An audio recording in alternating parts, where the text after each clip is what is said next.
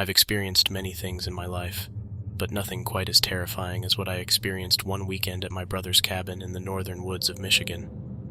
It was 2004, and I was 35 years old.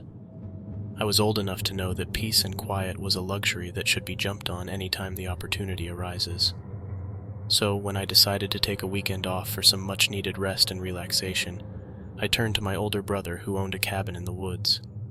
The location seemed perfect, secluded, serene, and away from the noise of town. My brother, however, looked uneasy when I asked for the keys. "Just keep an eye out on the woods, all right?" I remember him saying. It was as if he knew something I didn't, but didn't want to say no, and didn't want to go into any more detail. Shrugging it off as him just being protective, I thanked him, packed some things up, and headed out. The drive to the cabin was long and winding, lots of dirt roads, hills, and trees. The cabin itself, however, was simple, just a one-room cabin with a bed, table, chairs, a porch on the front, and not much else. Tall trees swayed in the breeze, birds chirped, and the comforting warmth of the sun peeked through the canopies. When I got there, I unloaded my gear, set up a small fire outside, kicked back, and let the stress I carried from the outside world dissipate into the forest. I remember closing my eyes and letting the peace of my surroundings lull me into sleep. I don't remember how long I was out, but I do remember being snapped out of my sleep by a huge grunt. I sat up and looked around. It was just after dusk now, and the once peaceful forest took on a different tone. Scanning the surrounding woods, I couldn't see or hear anything. Maybe that grunt was just in my head, I thought to myself. Or maybe it was a deer. Either way, it was getting dark now, so I began tidying up and getting set to turn in for the night. I wanted to get up early the next morning and hike out to a nearby lake and do some fishing. I was sitting up in bed, reading a book, as soft moonlight came in from one of the windows. As before, my eyelids got heavier and heavier until I drifted off to sleep. The silence was broken when I began to hear footsteps on the porch. It sounded human, like someone on 2 feet, but the footsteps were hard and heavy. My heart began pounding. Who could possibly be out here? I was out in the middle of nowhere. My eyes locked onto the door. As if I stared hard enough, I'd be able to see through it to whoever was on the other side. Not knowing what else to do, I called out, "Who's there?" But there was no answer, just complete silence. Suddenly, a scratching sound ran across the door.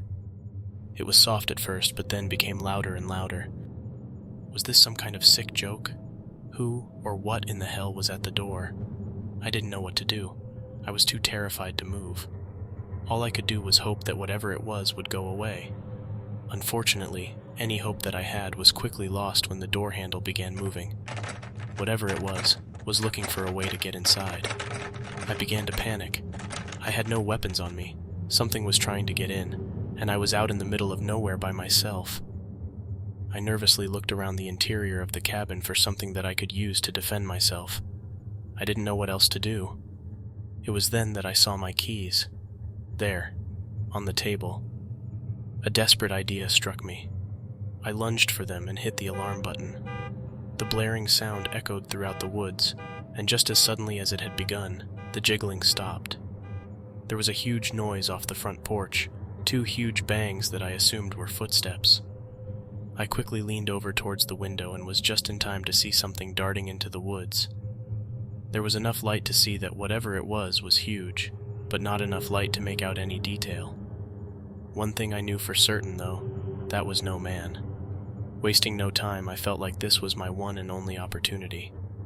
I threw on my clothes, exited the front door, and ran to my truck. When I got inside, I started it up and peeled out of there as fast as I could. I drove straight home, shaking the entire way, trying to comprehend what had just happened. Early the next morning, I paid a visit to my brother. He was surprised to see me. "What are you doing here?" he asked. "I thought you were out at the cabin." I relayed everything that had happened to me. He looked at me with a puzzled yet worried look.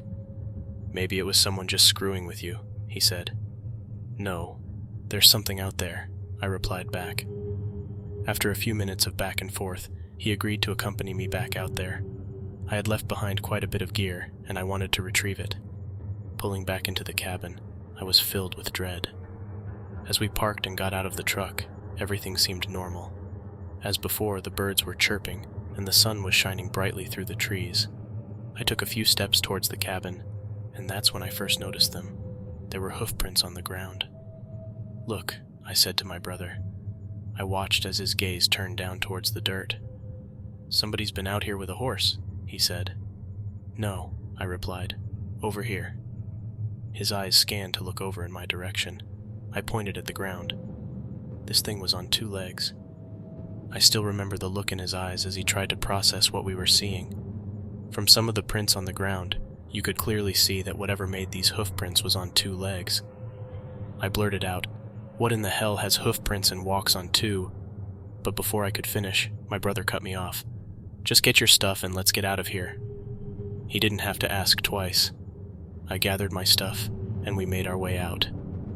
Anytime I ever brought up the incident, my brother would change the subject, or the expression on his face would turn distant, and he'd refuse to discuss it further. A year later, to my surprise, he sold the cabin. When I asked why, his reply was short: "Don't need it anymore." To this day, I wonder what he knows about that cabin and those woods. I think he had his own experience at some point. Maybe not as bad as mine, but his own experience nonetheless. I think the best way that he knows how to deal with it is to just not talk about it. My hope is that one day when he's ready, he'll tell me about it.